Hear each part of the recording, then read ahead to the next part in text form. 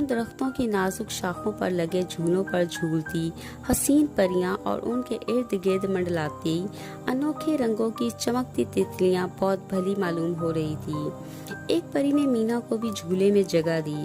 کچھ دیر جھولا جھولنے کے بعد سنہری پری کے ہمراہ مینا اور دادی خاردار جھاڑیوں کے درمیان سے احتیاط سے گزرے تو ایک دلچسپ اور خوبصورت ترین منظر ان کا منتظر تھا۔ دراصل سنہری پری دادی اماں اور مینا کو پرستان سے منسلک ممنوعہ علاقہ دکھانے لائی تھی۔ اس علاقے کا موسم بالکل ہی مختلف تھا۔ تمام زمین پر چاندنی کی مانند برف بچھی تھی اور قریبی پہاڑی کی چوٹی سے بہتی آبشاریں برف کی صورت میں جامد اور ساکت تھیں۔ اس لیے ان آبشاروں پر انحصار کرنے والے ندی نالے بھی برف کی صورت اختیار کر گئے تھے، اور تمام درختوں کی شاخوں پر قطار در قطار بیٹھی چڑیاں اور ایک درخت کے نیچے کھڑا خوبصورت ہرن برف سے ڈھکا جامد صورت میں بالکل تصویر ہی معلوم ہو رہے تھے۔ سب سے دلچسپ بات یہ کہ ان جامد برفیلی آبشاروں کے قریب 3 ننھے نسوانی برف کے مجسمے تھے جو ایک دوسرے کا ہاتھ مضبوطی سے تھامے ہوئے تھے۔ مینا تیزی سے ان کی طرف لپکی۔ ان تینوں برف کے مجسموں کے درمیان والے مجسمے کی گردن میں سیاہ موتیوں کی مالا تھی جو سفید مجسمے پر بہت نمایاں ہو رہی تھی۔ مینا جیسے ہی مجسموں کے قریب پہنچی، مالا والے مجسمے کی شیشے جیسی آنکھیں چمکنے لگی جیسے وہ مینا سے کچھ کہنا چاہ رہا ہو۔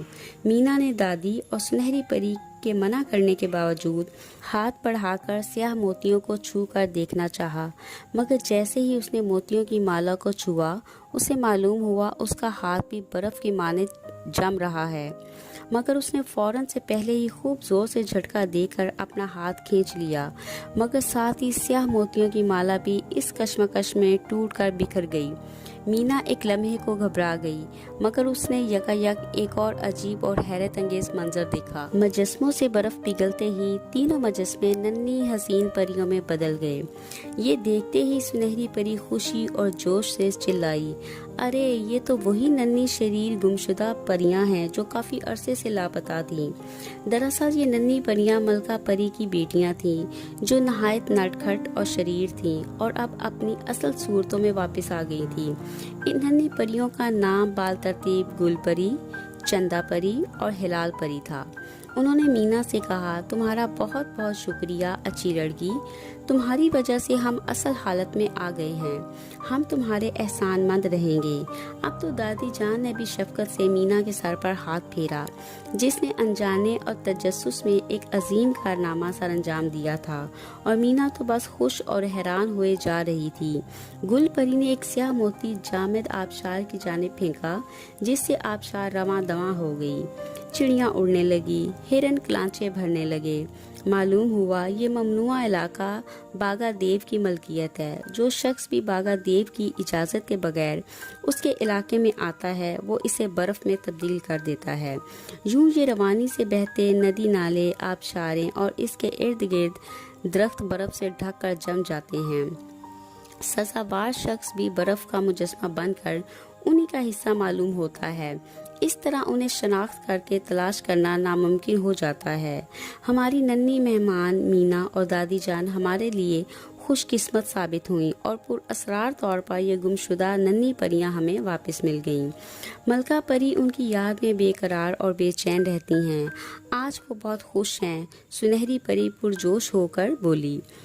چنانچہ مینا اور دادی گل پری، چندا پری، ہلال پری اور سنہری پری کی جھرمٹ خوشی خوشی ملکہ پری کے محل کی جانب قدم بڑھانے لگی۔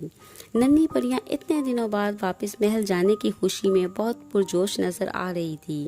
انہوں نے چند لمحوں میں ہی مینا ہی نہیں بلکہ دادی جان کو بھی اپنا عزیز دوست مان لیا تھا، اور وہ دونوں بھی نئے دوست پا کر بہت خوش ہوئیں۔ مگر ابھی وہ کچھ دور ہی چلے ہوں گے کہ انہوں نے ایک خوفناک چنگھاڑ سنی۔ وہ سب حیرت اور خوف سے اپنے ارد گرد چنگھاڑنے والے کو متلاشی نظروں سے دیکھنے لگیں، مگر انہیں اپنے آس پاس کوئی نظر نہ آیا۔ اچانک دادی جان نے سب کی توجہ پہاڑ کی جانب دلائی جہاں سے باگا دیو کی ہیبت ناک شکل واضح نظر آ رہی تھی۔ بھاری بھرکم باگا دیو جب سرمئی پہاڑ کے پیچھے سے نمودار ہوا تو سنہری پری سمیت سب بری طرح گھبرا گئے۔ کیونکہ اب باگا دیو سے لڑائی کا خدشہ تھا اور اس پہاڑ جیسے دیو سے مقابلہ کرنا ان کے بس کی بات نہیں تھی۔